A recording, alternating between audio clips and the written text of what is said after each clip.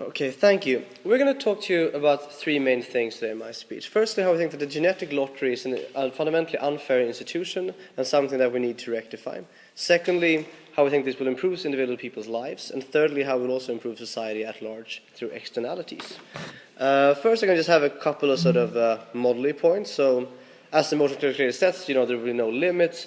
We do things still that like things that we would normally, and now these things we normally subject to like legislation will still be subject to similar legislation in the sense like you can today, for example, just go and buy a gun. Similarly, you probably wouldn't be able to like, operate a gun into your hand to be a Terminator or something like that. We think that's sort of not really what the motion is about. Also, we think that like this is not really about like technicalities of a specific policy or how to implement this. We think it's more about the philosophical idea of a society where this thing exists. So we're going to debate it in that way. So, moving on then to the actual points.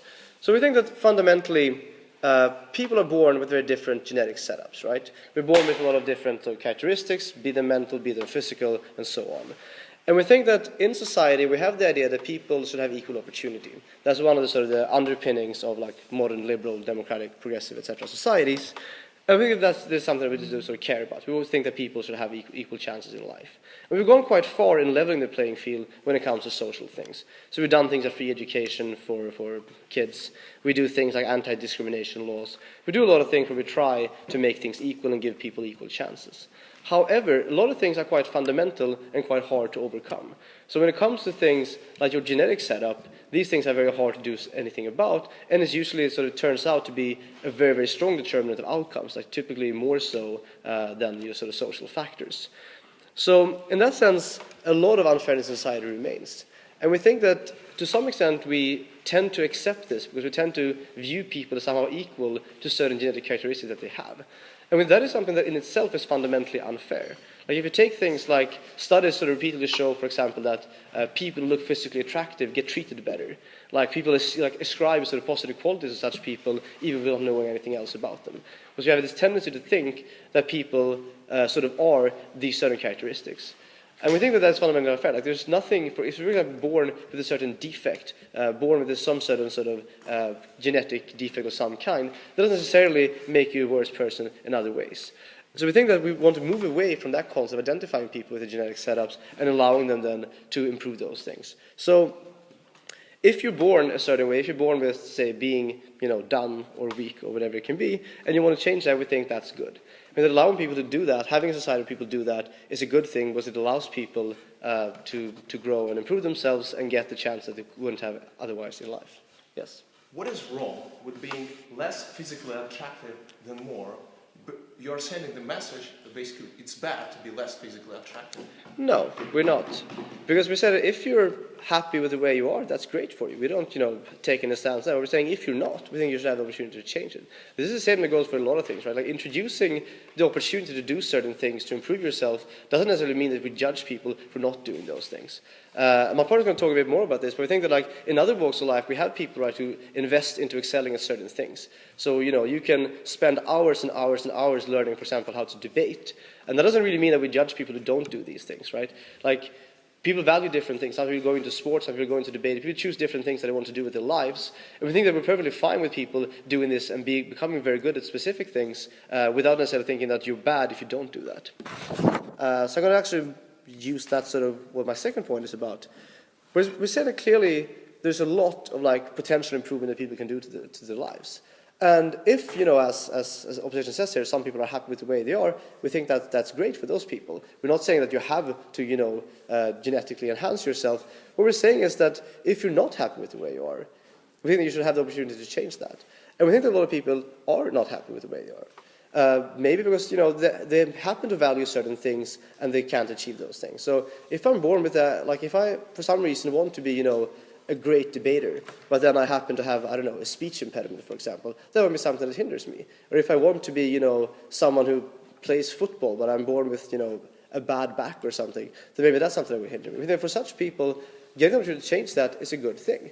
We're not saying that you have to care about that. You don't have to want to be like a great football player. But if you happen to want to be a great football player and you're not born with the genetic conditions to achieve that, we think you should have the opportunity to change it and sort of reach those dreams that you have. So we're allowing people to change their lives in a positive way.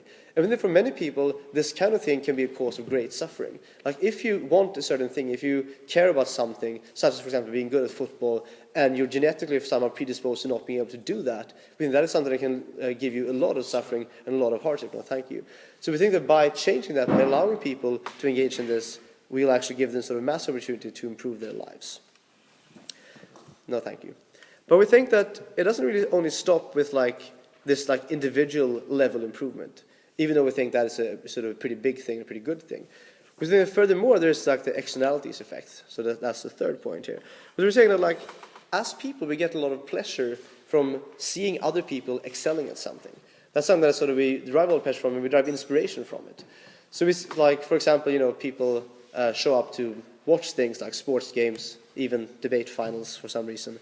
And that is something that people enjoy doing. And we think that having a society where simply put more people are good at things, where there's more greatness, where more people excel at things. So, yes, I'll take a second. Thank you. Today we look at these people because we admire their hard work, practice and effort. In your model, we will only look at these people because, oh, they have a new software upgrade. Well, that's not entirely true, right? We're sure we do enjoy watching, say, football players. We know that they spend a lot of time exercising and stuff. But at the same time, you don't become great at most things without having a genetic disposition for it. So currently, in reality, we actually are rewarding them mostly for just having been lucky, being born to getting a good sort of outcome of genetic lottery. And that's exactly the thing we want to change. We think that everyone should, in theory, have the opportunity to be admired for greatness, even if they happen to be born with, a worse genetic makeup. So that's not really the case, we think. So basically we think that having a society where more people are very good at things becomes a better society for everyone. And even for people who might not choose to do this, who might not pick these enhancements, they'll still be surrounded by more clever people, more strong people, more people who are good at certain things, more people are able to fulfill their dreams. I mean, being able to see people doing that, pursuing their dreams and being great at something creates a society that is sort of generally much nicer to live in, more inspirational for that matter, and something that we also have more fun and enjoyment being in. So what I've told today is that we think that it's inherently unfair that people are punished by the genes they're born with, and we shouldn't equate people with those genes. I mean, we allow people to pursue their dreams, and we allow all of us to sort of share those dreams when we can observe people around us being good at things. For those reasons, we're very proud to stand the proposition. Thank you. Madam Speaker, their logic is crazy. They come out and tell you that in this way we're somehow leveling the society. And here's the logic they give you. They tell you that we used to value for your looks. We told you that if you weren't looking good enough, this was a defect, even though it wasn't under your control and therefore it was very bad and was making many people miserable. And now your defect is going to be not being able to afford it. We think that it's entirely possible that because Swedes come up from a much richer country, they'll be able to afford being much better debaters. And I'll be very unhappy with that. I will not be more happy because of the overall raised level of debating. I'll be very unhappy because they're not beating me fair and square. This is why we came to debate here today. The material we have sort of directly clashes with what they have said. We'll prove you today why it's exactly the sort of looks bias that they were trying to fix. We're also going to bring you some alternative points. So, to start off with our case, we think that the government has the right to ban certain things, to shame certain things, never support these kind of things. If it has social harm or it has individual harm. We think in this case it has both, via how it affects our perception to society in a negative way. We think how this happens. We think that these sort of beneficial, whatever things you do to yourself, these things have a certain implication. This implication is powerful, but it's very harmful. We think that this implication, it says that there are desirable characteristics to be had. We think that this sort of propagates the idea, entrenches the idea of self-worth being a function of your looks or physics. We think this is exactly what they're trying to achieve. Because, Madam Speaker, recognize that there is no principal difference with this than propagating looks.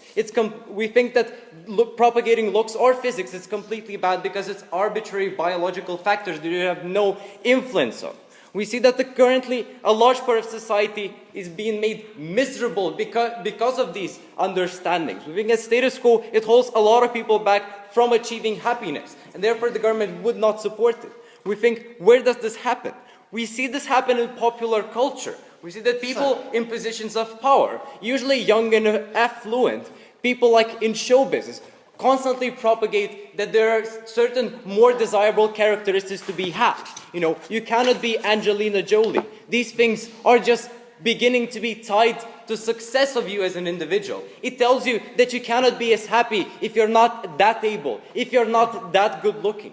We think that once this thing ties to success, it leads you to developing a lesser self-worth if you're not being able to access these things equally. If these things are not under your control, you will not be more happy. We're not going to be more happy with other people being much better than us. We think that this happens because how we react in societies, we compare ourselves to our peers.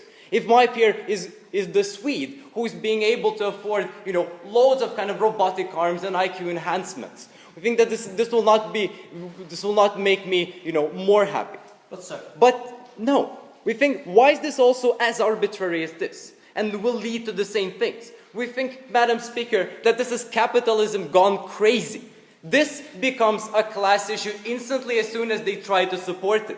Because firstly, it depends on your personal wealth. How smart can you make yourself? Secondly, it depends on which state you were born in, meaning Sweden versus Latvia, or as you have it, United States versus Zimbabwe. We think that these things will never be made to equally accessible to everyone. And since they don't have it in their plan, then we can easily attack it and bring their whole case down. Because let's face it, Iron Man's costume is incredibly expensive. You cannot just have it. We think that these things, what they do, it legitimizes the sort of form of looks, abilities, sort of racism. It affects how you see yourself, and it affects how others see you. Under these conditions, you are not more happy, Madam Speaker. Before moving on, let's see what the Swede has to say.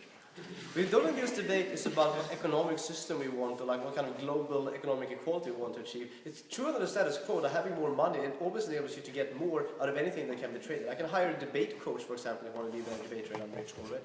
Exactly, and that's why we have this thing called the government, which looks at society in this sort of way, that understands if we have individuals that would have unequal lives and would therefore be unhappy, we as the government step in and try to equalize the outcomes, try to maximize these people's lives. We have the government here to empower people to achieve their best, and we think that we're not achieving that because of the way we make people feel and because of the way we make people see themselves. I think secondly, Mr. Speaker, recognize that it's a very dangerous idea to consider in the first place, because partaking in these sort of things, it completely changes your identity. We think that it can possibly change under things they produce, how you think, vis-a-vis completely changing your IQ or thinking ability. It can also completely change how you look, having robotic arms, horns, what have you. We think that in most cases, and what we see from these things in other spheres, like looks, plastic surgery, these things are often socially pressured. We think that this will likely to be the same thing. Because if you already have tied it to the perception of success, this is what defines success in society, having superior ability to others. We think that it is likely that most people will be pressured into opting into this thing.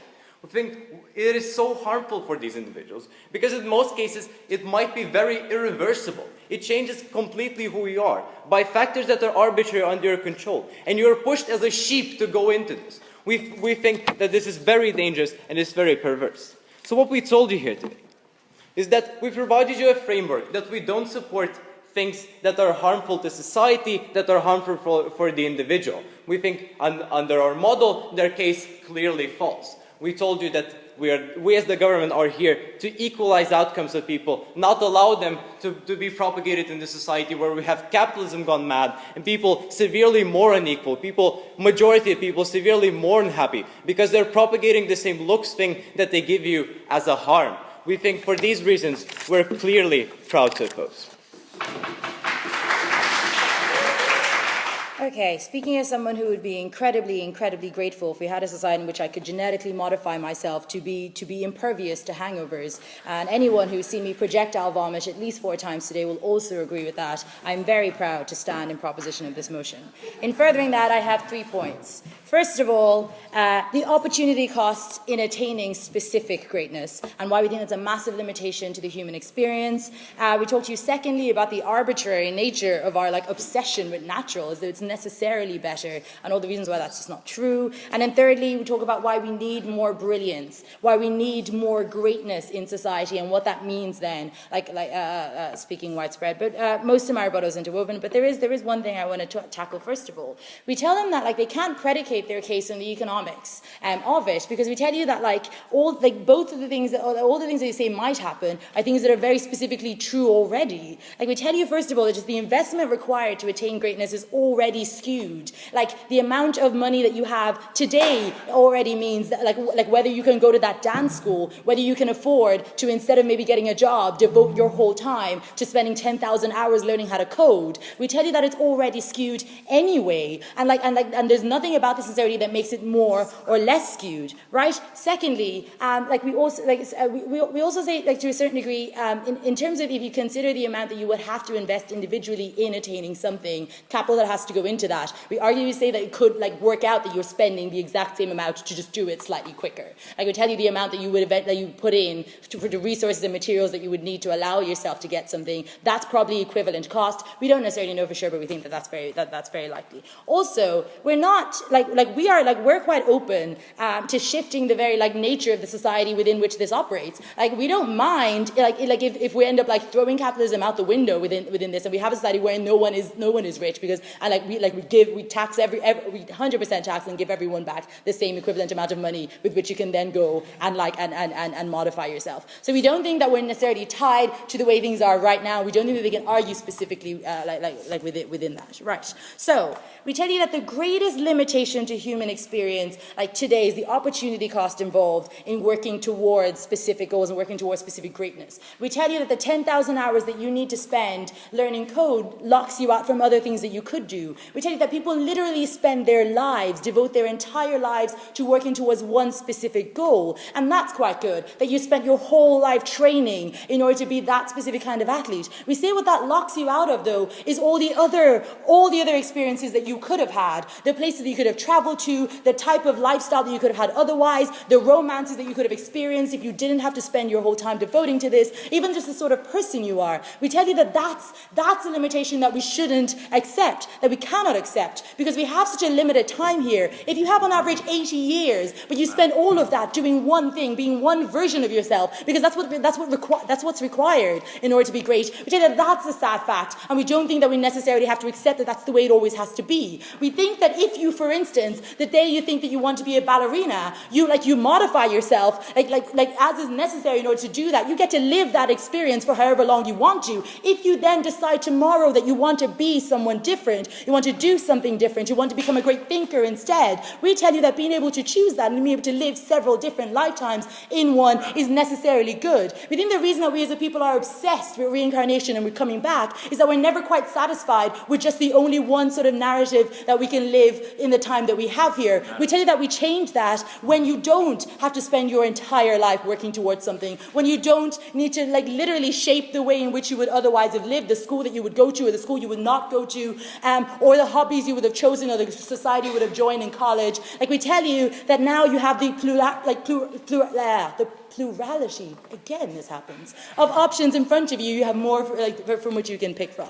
Secondly, we want to talk to you about this arbitrary obsession with the natural. We don't necessarily know why it is that we seem to have this idea in society that what is natural and the way things are is necessarily better. We often, for instance, get the complaint that we're moving so far away from our natural station, the way things used to be. Why is that a bad thing? Why is it a bad thing that we continue to evolve and we continue to strive to be better than the primates that we necessarily are fundamentally deep down? What is good about just the way we happen to come about as a result of evolution, as a result of the Big Bang? What is really good about the way about moving being as close to our natural form as we're formed? We don't think we get any real analysis about that. We don't think we get a response to the inherent question question of why. What is the problem with being better than the way you naturally come from? Now you can do that in your next speech.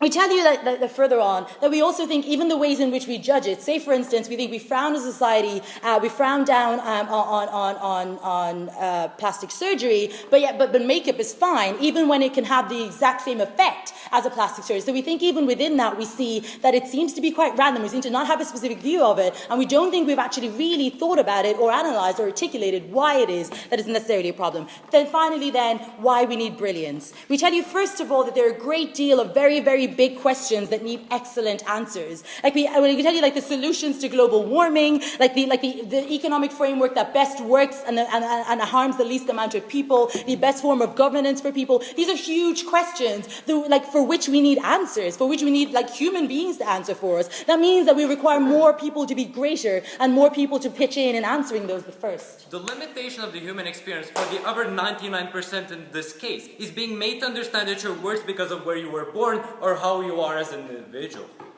Okay, we tell you that's just inherent. We think that if you are not as funny, if you can't run as much, or if you can't do certain things, it's not that we tell you that you're devalued, but we do repeatedly tell you that you haven't gotten as much out of society. If you haven't educated yourself, and if you haven't strived to be better than your original form, if you just there are people who just lay about. The reason that we sometimes judge, for instance, quite wealthy people who just do nothing necessarily, who don't produce anything, is that we don't think that you should just pass through life without achieving anything or being great, and we think that's not something you can get rid of, nor is that something that's necessarily a bad thing. But in terms of back to my point about brilliance, we think what happens when we have more sports people to watch, more dancers, more art being created, greater art being created. We think we can have big thinkers who come up with answers, who help us move further and further away from the problems we're facing right now. That's a better society overall. We think the measure of greatness we have is how much you've given to us, what you have created, the great thinkers, the philosophers and the artists that have benefited us and pushed us further than we ever thought. We want more of those people. We want everyone to be their own individual version of those people, and for all of these reasons, we beg you to propose. Thank you, Madam Speaker, for the floor. Well, the government clearly goes very, very, very crazy today, and they go crazy to one instance, and then they go crazy to another instance. So what we got is in response to our economic argument, actually not economic argument, but an argument about social justice that we find totally legitimate here. First of all, they agreed with that. They said that, well, more rich people could buy dance class for their children, and that's how kind of this inequality exists already right now. Second of all, they started speaking about some kind of crazy tax that they're going to introduce to make everybody able to achieve that. But third of all, what's more important, even if we are going to introduce this tax, we're still talking about unlimited interventions. So some people will have more of those interventions who could afford. Some people will have less of those interventions who could not afford. So our social inequality point still stands. Well, before I move on to my points, first some rebuttal of what Daisy said. Well, first of all, she was speaking about limitation of human experience because there is huge opportunity cost for some stuff that we could do. Well, first point regarding that is that we make other people miserable who cannot afford as much experience as 1% of the richest people could afford. Second of all, we believe that there is a great deal of experience in devotion, and there is a great deal of experience and satisfaction for a football player who devoted all his life to be really good at football and to be a really great model for other people, not like taking an easy, simple treatment so that other people disregard him as a role model. Third of all, we believe that those people, what they are propagating here right now, that people could become lost in many experiences. This is what happens when you have the tragedy of choice. You have too much choices to make, so you're unsure what kind of experience to do. We believe that natural experiences are very good. And then they had this point about the natural obsession. Well, first of all, a magic cure is not the only way for improvement. There are already good ways for improvement right now. Second of all, this again brings us inequality because not everyone will be able to afford that. Third of all, people will lose their indebtedness to that. So the football player will not really be able to understand whether he is a football player, a hockey player, or a debater, because one simple treatment under their case will be able to make him all free. And last of all, regarding the makeup, we believe that it's also very, very harmful because it puts social pressure on other people who might not really want to do that, but because those people who put on them their makeup, regarded as more successful people in our society, this kind of coerces all people to do that. Then Lastly, they had this crazy point about brilliant people that we need to solve global warming. Well, dear government, we're talking about unlimited intervention. So even if this one guy that we will make extremely brilliant, that will be able to solve all the world problem, is beneficial for us, we believe that there is no benefit in people changing their noses all the time, in people changing their sense of humor all the time, in people changing whether they are good football players or debaters all the time, because there will be no satisfaction from those experiences. No, thank you, not now. My first point about genetic lotteries that Gustaf was speaking about. I believe that by doing that, by imposing this motion, we actually say that some shows or some setups that people are born with are better or worse than the other setups. There are many examples of those. One is race, right? No, thank you. The other one is physical attraction or breast size. The third one is intellectual capabilities or the sense of humor, like many of those. And by implementing this policy, we're showing other people that, you know, there is a trend now for people with good sense of humor. So those people who do not have good sense of humor, they better need to change their sense of humor and become better at that. We're showing that some genetic setups are better or worse than others. So in no way we believe that this leads to equality, because you're starting to discriminate those people based on genetic setups. Then they say that some people might not want to change. But they agree that some people are some genetic setups are more successful than others. So this provides those people who change more opportunities and more opportunities for success who do not accept that. Second of all, talking about those people who want to change, they agree that this correlates with success. Like society agrees that it correlates with success. So this will be not an individual decision, but a coercive decision imposed on him, a very cultural-driven, very epoch-driven, very trend-driven on what is in trend right now. And in any case, the more affluent people, the showmen and the role models will be able to afford that, so they will become more competitive, more able to succeed, rather than other people who are not able to afford that. No, thank you, not now. We believe that there is something really wrong with that. This doesn't equal dance classes, because you still need to devote a reasonable amount of time and effort into become a very good dancer. Well, here on their side, they have a massive improvement in one simple treatment. We believe that the role of the state is exactly to equalize the opportunities, and in no way we see that they are achieving that. We see that they are giving much more opportunities to those people who could afford more alterations, and they are limiting the opportunities for other people. I take you. If natural is necessarily better, why do we support medical modifications for your mind? Like, say, for instance, you are naturally born with a predisposition for psychopathy, or you're naturally born with a predisposition for depression. We treat that. We make you better. Nothing, because we believe that there is something inherently bad with you suffering from depression, right? Because you could kill yourself. We believe that there is nothing bad if you have slightly less sense of humor than other people, because this is your individuality. This is what you are. This is what some people are. My second point about the decision-making process, I already brought out some of this. It's very rational and emotion-driven decision made by an individual, which is very culture-driven and very epoch-driven. And we believe that this is very bad because this decision is irreversible. You lose identity as soon as you make this decision.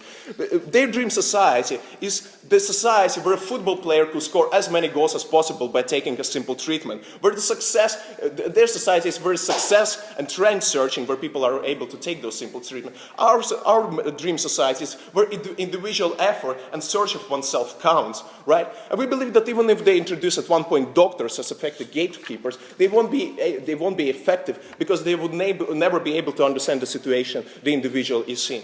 Last point about role models and externalities that they were also talking about. This is not the mechanism to, improve externalities, because if mechanics will be able to solve with one simple intervention, that nobody will look up to a great debater or a great football player, because now what that means is that he inputted a fair amount of hard work in achieving that. Under their plan, this could be achieved by one simple intervention. And it will even make other people want that even more. So this again brings us to the point of social pressure. We still look to hard work.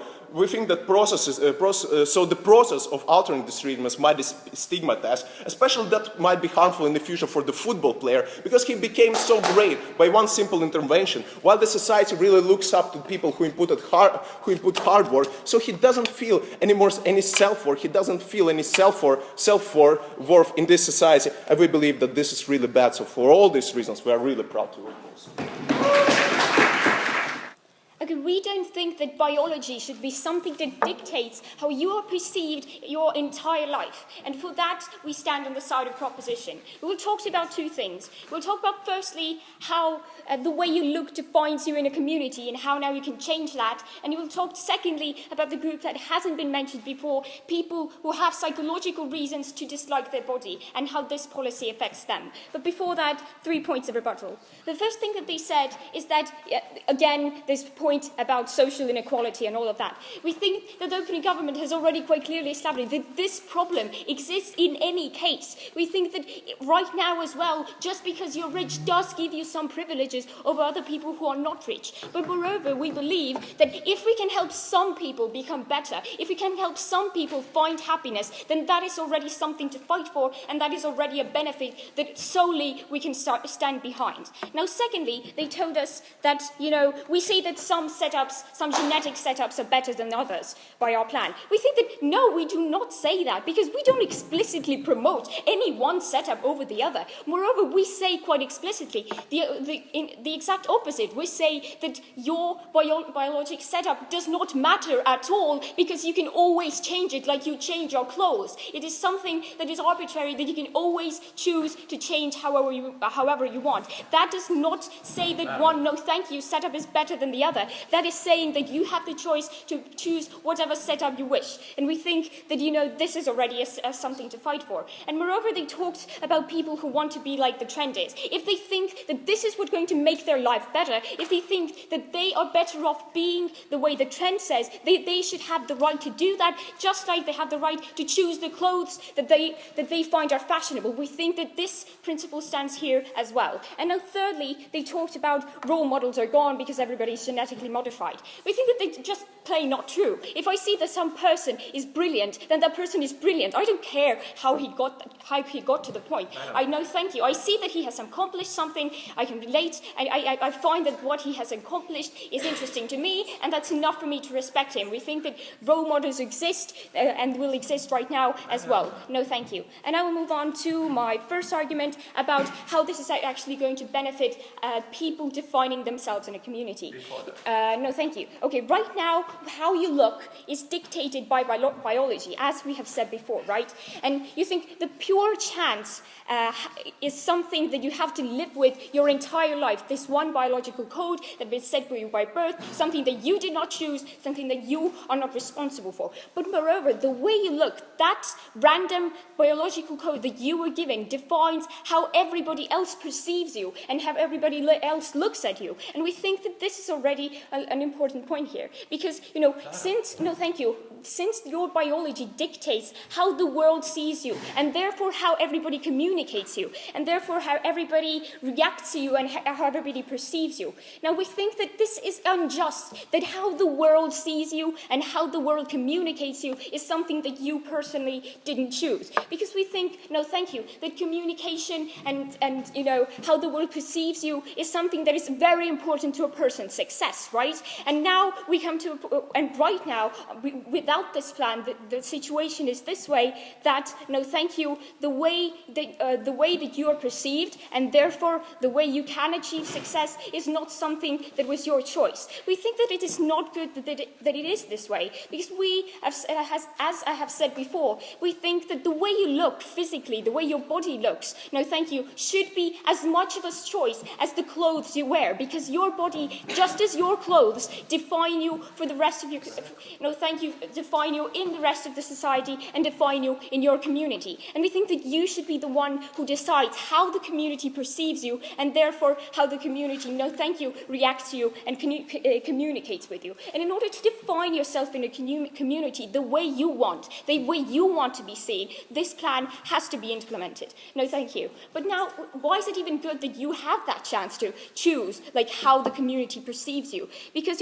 this gives you maximum control, and it gives you a maximum feeling of empowerment. That you can choose what other people think of you, and what kind of a person other people see you as being like. And we think that no, thank you. That power, that feeling of empowerment, and that knowledge that you have control over what other people think of you, that is what makes people happy, and that is what helps people, no, thank you, feel accepted in a community and feel that the people that are around them perceive them the way they want to be perceived. And we think that, if we have established that the way you are being perceived in society and the way people communicate with you is something that is of paramount importance, I'll take you in a moment, to your happiness, then we think that isn't the happiness of the people the one sole thing that the state should be fighting for, right? It is not the state saying that I as a state have a right to say how you as a person, as an individual, look or do not look. We think that the person should be the one sole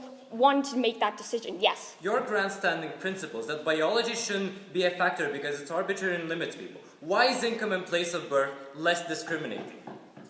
Oh, come on, this point stands in every situation, right? We can put this entire debate in another context, in a more communist context. In this case, everybody will have the chance to do that. We think that this is not the core of the debate, right?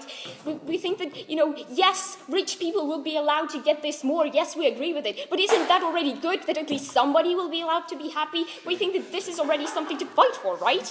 And now, moving on to our second point about people with psychological reasons to not like their body. Because if you think about, in many cases, the reason people want to change the way they look is not because, it's trendy this way, or because, I have peer pressure or something. They have real, actual psychological reasons why they cannot stand the way they looked before, and the way they look at that moment. And there can be many reasons for that. For example, childhood trauma, where they have lived through something because of, they look ugly, or they have 1 ear bigger on the other, or something like that. And you might think that this is something very minor, but for these people, this little defect that they have is going to disturb them and dictate them for their entire life. And we think that if we're talking about a psychological reason why you dislike your body, then we as a state should give the chance to those people to get rid of that defect, because it's exactly the same as if you have a psychological other illness, we're allowed to treat you. If you have psychological reasons not to love your body, we think that in order for you to be sane and in order for you to be happy, you should be able to choose to get rid of that feature.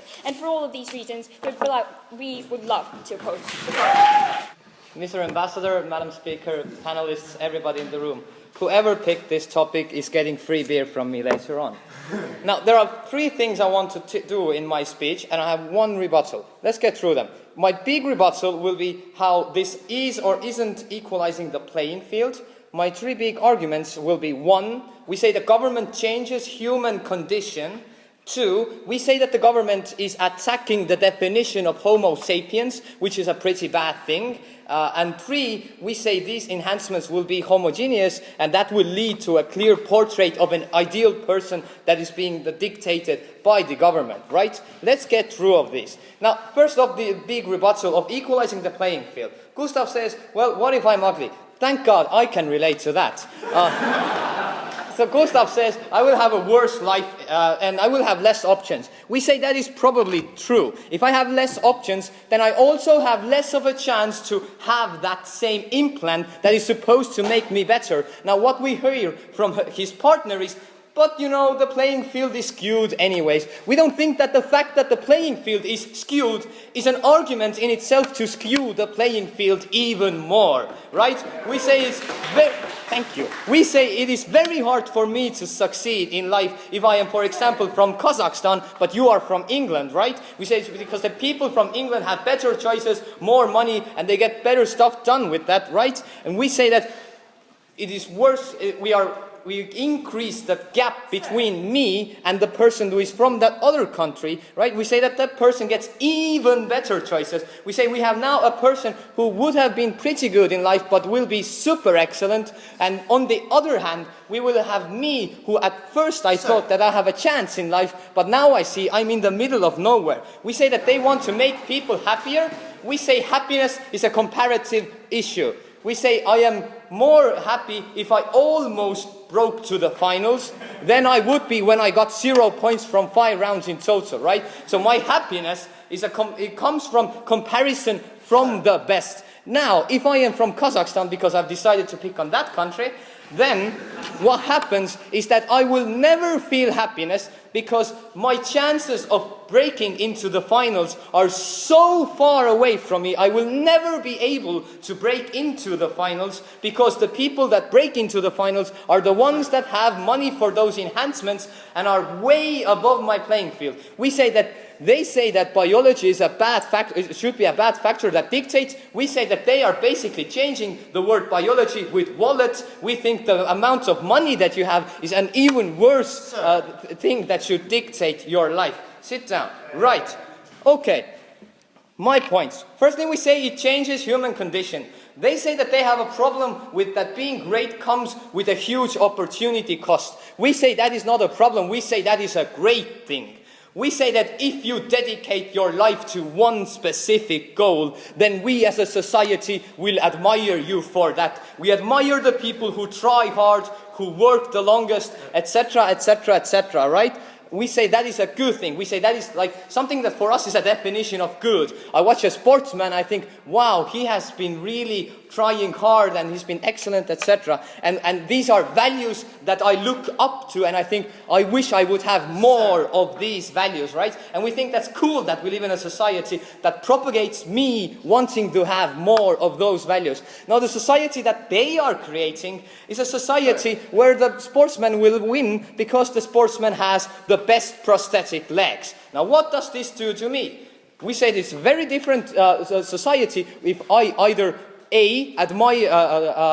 inspire to have hard work and dedication, or if I inspire to have prosthetic legs, right? We say these are different types of greatnesses, and we say that if they think that, but maybe if I have a perfect brain, I can figure out climate change, then we say there is a bigger issue. We say that the bigger issue is here, in a second, we say that the bigger issue is here, that in their case, they are creating a society of couch potatoes who know that you don't have to try hard, you don't have to dedicate, you don't have to do anything. I'll just buy the lottery. If I win, I will get new legs or a brain and life will be great. We say that leads to a society where we don't want to live in. Go. So your economic argument about accessibility is basically one for banning everything that is more accessible to rich people. Also, secondly, like anything... Okay, thank you. I think you get one POI. I believe I know the rules.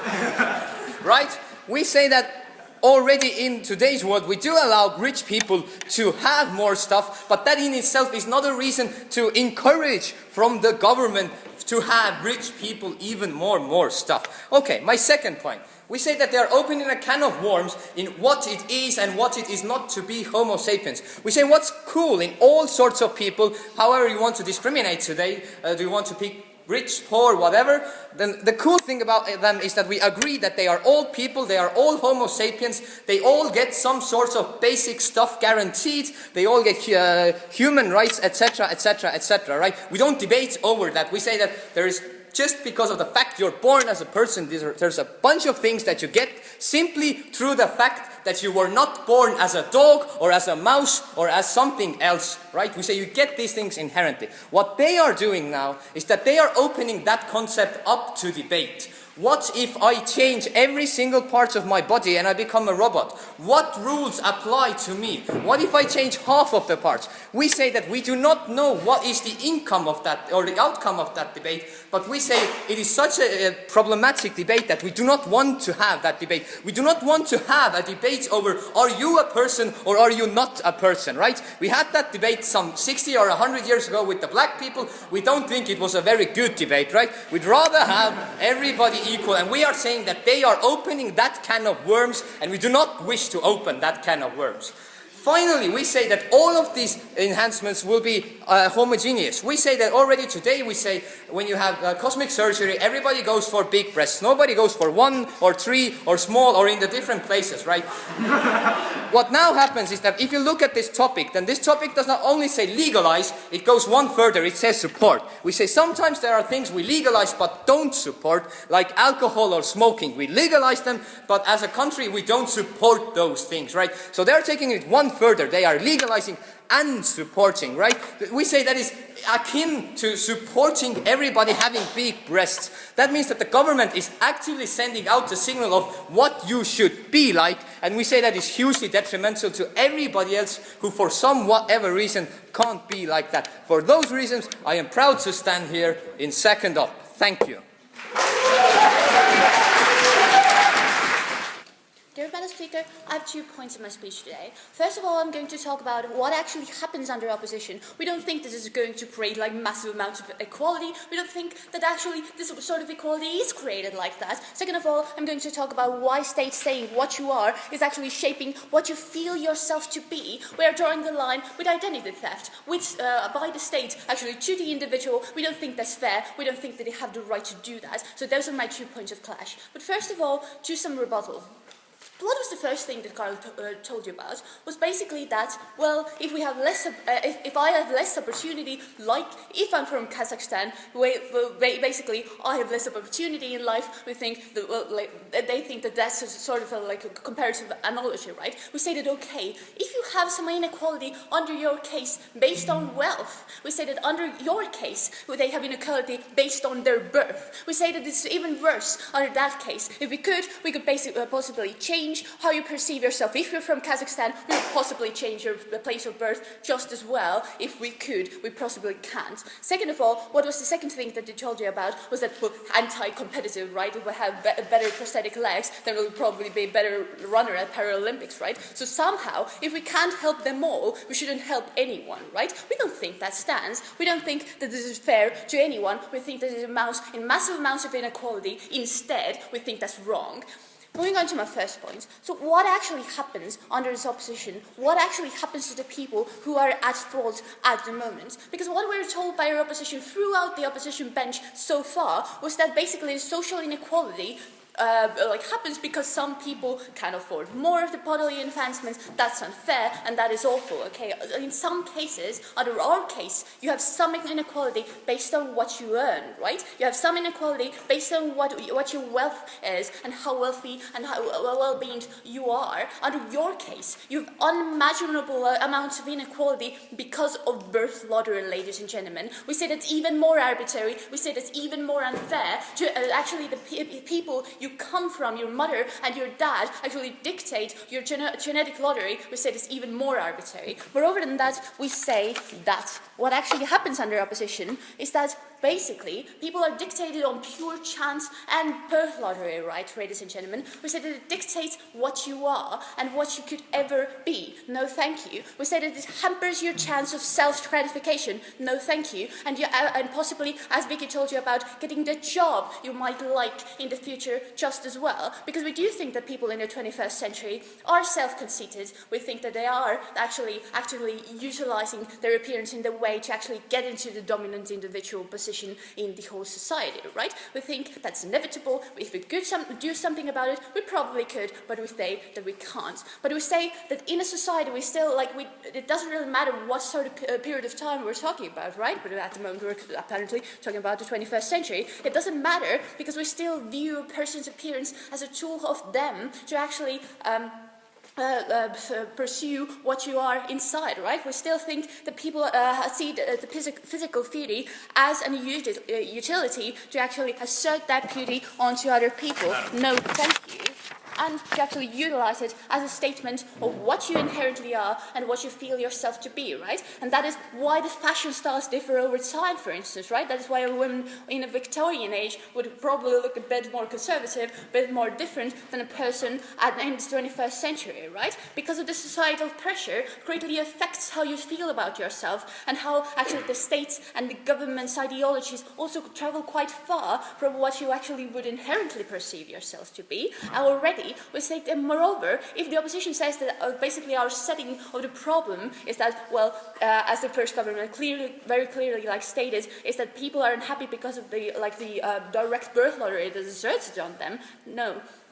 if they agree with that sort of position, no thank you, and that is sort of inevitable, that the first half of the table clearly stated, we want an answer to the question, how exactly does the opposition, just a second, propose to solve that? Because we believe, no thank you, because we see that how do you actually propose to solve the inherent craving for a different case in life, right? The craving not to be utilized as a tool of the state, the craving not to be discriminated on something that you can't control, I'm going to take the closing anyway, and to have actually the state as the perpetrator anyway. Go. Under your model, we are still dictated by birth lottery because if I'm poor or Kazakhstanian, I will not have access to these implants. There are going to be taxes. What? We're going to. The birth lottery is something that we talk about it under this case, right? We say that if we could state, I stated very, very clearly in the beginning of the state, if we could actually change your birthplace from Kazakhstan to Estonia, we would probably do it, but we can't. Moving on to my second point of clash, no. Why actually stay saying what you are is actually proceeding on what you are inside instead of identity theft instead. What was told by our opposition was that no, it's different from the like the medical depression cure, for instance, because you could kill yourself, right? Okay, you could also kill yourself based on your looks, right, ladies and gentlemen? This is not a comparative analogy on that, no thank you. But moreover than that, we say that basically what we clearly are advocating is full bodily autonomy, and that's basically what we're going for, no thank you. We said that it is important for an individual to actually think and to feel that they have total and absolute control over over what they are and what they deem to be true and what they perceive themselves to be, right? And we say that not giving them the opportunity to utilize their body in a certain way hampers the way they see themselves, right? How they see others, how they see the comparison between themselves and the others, how they see the state, how they see the sociality, how they see everything around them that identifies them, because we do think that how you look determines how you feel and how you psychologically perceive the acceptance of yourself, right? We say that that is already a good enough reason, but moreover than that, we say that whatever reasoning the opposition might give us tonight, they would still be wrong and we still oppose them, because anything they really give would be a state sanctioning directly what you're supposed to feel about yourself and how you should identify yourself, and it affects how you view yourself socially as well. And that kind of calamity in an individual's perception is what the government will now control. The government will be the perpetrator now on your perception, and we think that's wrong. We are so happy to propose. Ladies and gentlemen, I'm more than happy to stand here and make a conclusion to this debate. I would like to finish this debate with three big arguments and with three big thoughts we have had in this debate. First of all, we have had in debate, should we value a human being as a perfect being, or a human being just as he or she was born? Secondly, can state allow this kind of behavior? And thirdly, what is the society we actually want to live in? So moving on to my first point, well, of course, if the opposition or the government is saying to us that, okay, but if you want to move from Kazakhstan to Estonia, then everything will be perfect. But the situation we see today is that we cannot move yourself, and that is why we have this debate. So should we value a perfect human or a human being as we were born? So today we accept people who actually have something wrong, or they were born like they had something wrong. For example, we accept people who are blind, accept people who have had some, they are not that smart, or people who need help in walking. These are things that actually cannot change. These are things that people got from born, and these are things that we accept as a society because those people cannot change those things. And what happens when the government wants to do something like this is that we're changing. We will make people more powerful than the human being. We will make people something that they are not. We will make people something more than Homo sapiens, and we will not value human beings anymore. So this is something that we don't want to see in our society. In our society, we want to see human beings as they were born, and we believe that we all should value humans as they are, and we should value the person who was born, not the person who has better software. So this brings me to my second point, which is state role and moral. Can states allow something like this? Well, if there are more powerful people, then what will happen in the society is that people will look like for those idols they have in the society. People will look for those people who have actually better software and people who have 3 legs, if this is something that is common in a society. So what happens if we support something like that is that people will think that, okay, but this is something which is good, this is something which is powerful, and I want to be something like that as well. Whatever the idol is, the people will change, and this is something we do not support. If the government supports something like this, if the government supports this kind of change, we support that idol, the 3 legs of the better software, whatever. We as a state say out loudly that we choose out the cool group. This is something we don't want to show out. We don't want to send out message about perfect person. We do not want to say out loudly who is the perfect person, how do you have to look like, or how you have to identify yourself. In this case, it will be devastating for those people who actually cannot change themselves. Is it poor people? Is it person who don't want to change themselves? Whatever the person is, those people who do not want to change have a very, very harmful disaster coming up for that. And this is something we do not want to see.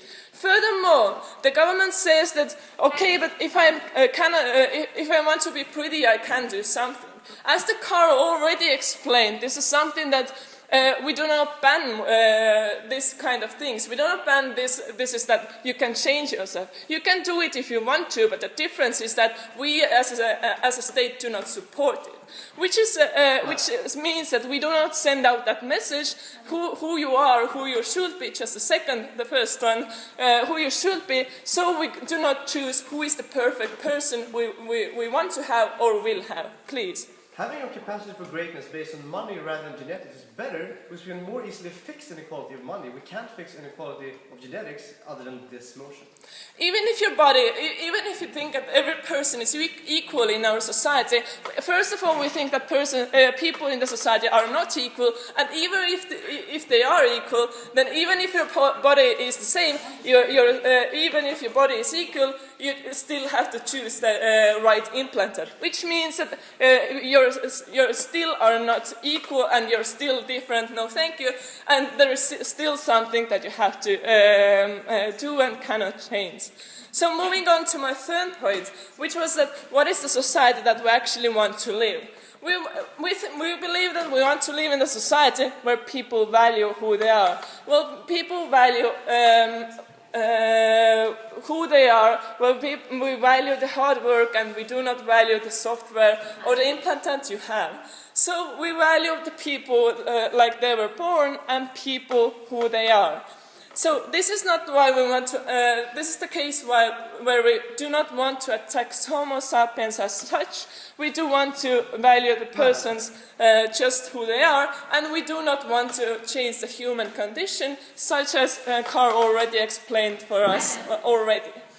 So this is something that we want to keep, and the human being as such is something we want to keep, and we do not want to mix it with your wallet. We do not want to mix it, can you afford this kind of things or not? We believe that this is something that we all should think about. We all should think about how I can be better, what I can do for this to be better debated with a better sportsman, whatever, but not to just go to the shop and buy your implantant. So this is something which is very, very different between persons who buy the extra thing which makes you better, and for those people who actually work for this, who have that hard work and do something to be better. So if you want to be a brilliant person, then you never have to buy something like that. And this is a change. We believe that if you buy something like this is also for just a small group of people, and this will never be a case for most of us. This will never be a case for all of us, that we all can choose this kind of things. So ladies and gentlemen, The government is sure that we should not support, or we should support human conditions and, as such, and we should value Homo sapiens, and we do not support unlimited body enhancement. For these reasons, we beg you to oppose. Thank you.